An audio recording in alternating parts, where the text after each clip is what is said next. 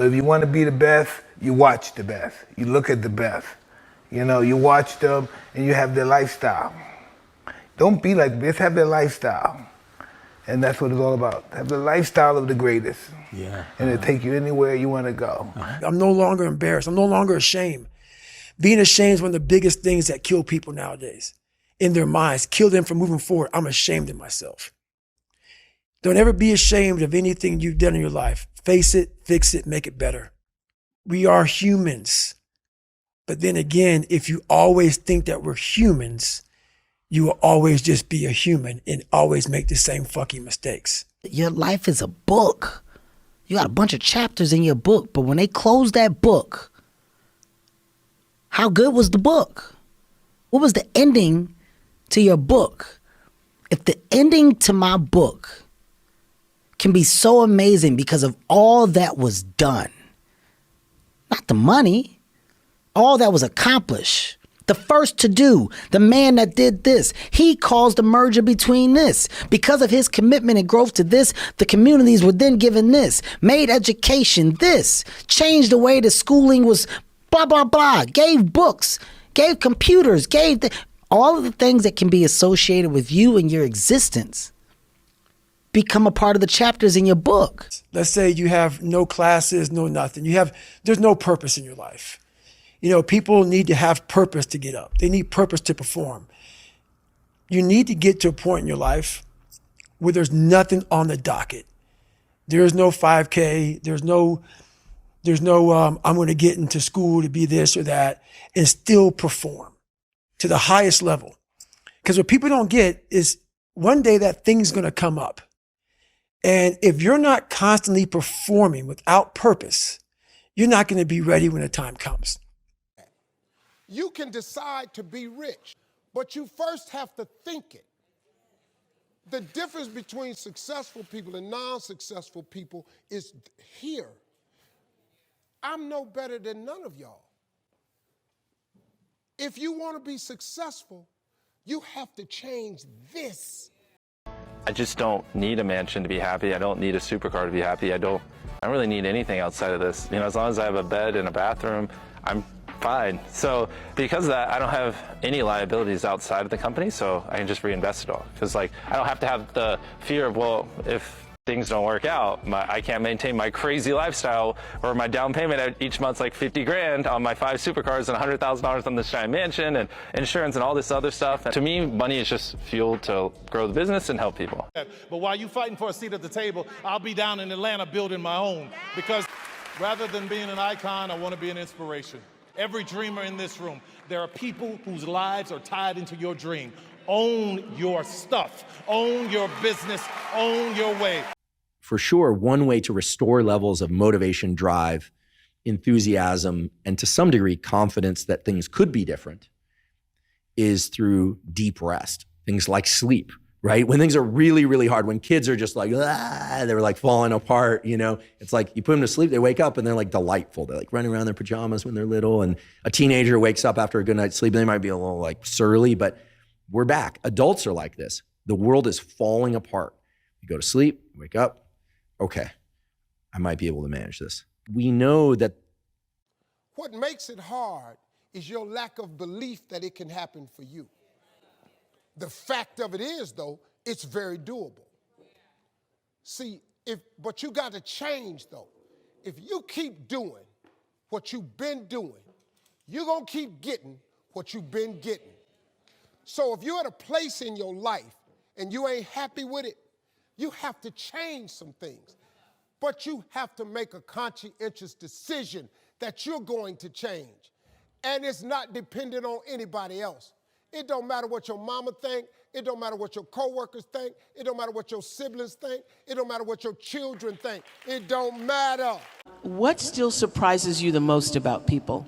I don't know if it's a surprise. Maybe it just gives me great comfort and I like it. It makes me feel good. Is probably in our world today, there's such a magnification of negativity and pessimism, it's always out there and it's around. But people are good.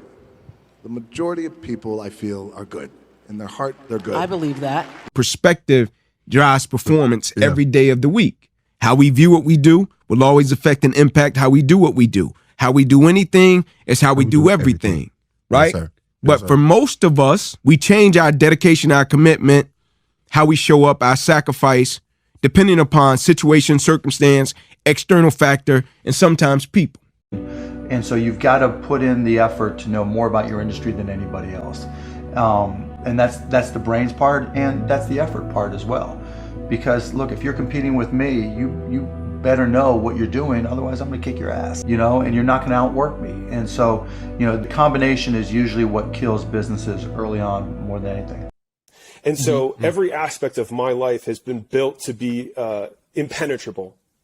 And so it's like, I don't want to just be in shape. I want to be so jacked that no one says that I am not in shape. I don't want my wife to be just a girl. I want her to be incredibly hot, incredibly cool, and fucking good at business and making money, right? I can't just make money or have a living or just be in the top 1%.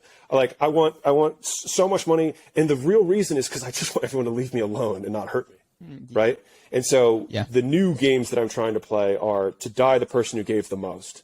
And so those are the things that feel aligned with my values, not the values that I was trying to prove to other people. Like, if you can do something for 12 months, you can not need for financial goodness pretty much for the rest of your life. I'm not saying you're going to be hella rich, but you're not going to need for anything if you can wait 12 months. If you can wait a decade, you're going to be above the 1%. If you can wait 10 years for an outcome, be able to do the doing without seeing the result for 10 years, you will be able to be above most achievement of most people.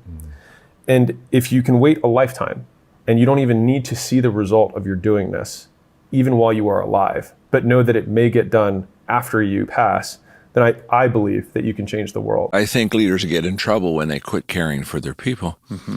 There's a very fine line, as you know, between manipulating people and motivating people. Crossing that line, which we all have crossed that line. I've crossed that line before, where all of a sudden I thought, now wait a minute, I just led that meeting and I came out as the winner. I'm not sure they did, but I did. And you know, when I say that leaders see more than others see and leaders see before others see, I can tell you, once you know that to be true, that puts a great responsibility on me as a leader to make sure that I never use that more and before for my advantage to the people's disadvantage. Find something. Find a thing that you genuinely enjoy, because getting good at things you genuinely enjoy is extremely beneficial, because it lets you know everybody thinks they're a loser. Every young person thinks they're a loser, at least a young person in the situation I was at. Like, I didn't know I wasn't a loser until I started winning. You know, the easiest way to sneak up on your enemies is to make them think that they already won. Sneak attack. I get it. Gotta be one move ahead.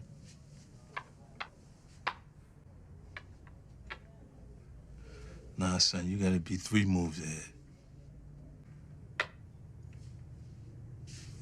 Checkmate. What started happening is, as you get bigger, as you get more successful, you open the door for people to critique every fucking thing you do. And most of the people who are critiquing you usually aren't where you are. And all their critiquing comes from people who are really at a low level of life, which is sad. But what we do, people who are on the upper level, hearing the haters at the lower level, like I said, you'll never meet a hater doing better than you. So, you know, I'm struggling. There's a lot of 24-year-olds who've watched the entire season of Crown. And I'm just like, yo, if you're going to be a billionaire, like, that's a bad idea. Like, you know, and like, totally. And they're dominant at Candy Crush, and they're real Call of Duty gangsters. And like, they've listened to like every new album the second it comes out. Like, they're just spending a lot of time. And listen, you should have leisure. You should have escapism. You do you. Everybody's got different DNA. My big thing is like, people complain and people talk shit. Yeah. And if you do either one of those two, I need to see you working. Yeah. You just got to get to a point where you just go, all right, like, let me say fuck all my dumbass excuses. Fuck all the bullshit that I'm like creating in my mind, the reasons why like I can't do this, or why it's going to be hard, or why I'm not ready, or why I need more time. and just fucking jump in and do it. It's not just like a business thing. I mean, this is just in life, in relationships and friendships. Like, you might have things that have fucked you up in life that hold you back to this point. You might have things that, you know, you've gotten hurt, so you're afraid to come back in and touch the fire again in all aspects. Friendships, like I said, relationships, business shit. But at some point, if you don't do it, you're not going to get where you want to be. Oh, I'm afraid of trying. I'm afraid of trying again and again. One thing I said about the gym was, it was always a constant.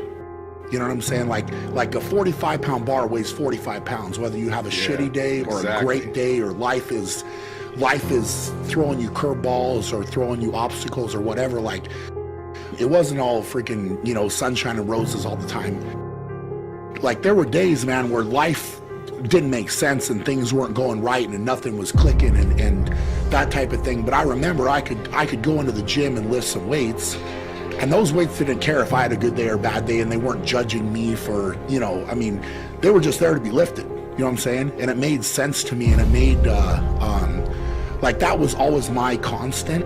It was always like, I could hit a dead end or hit a roadblock or whatever in life, but as long as I kept training, something made sense. Like, one thing made sense.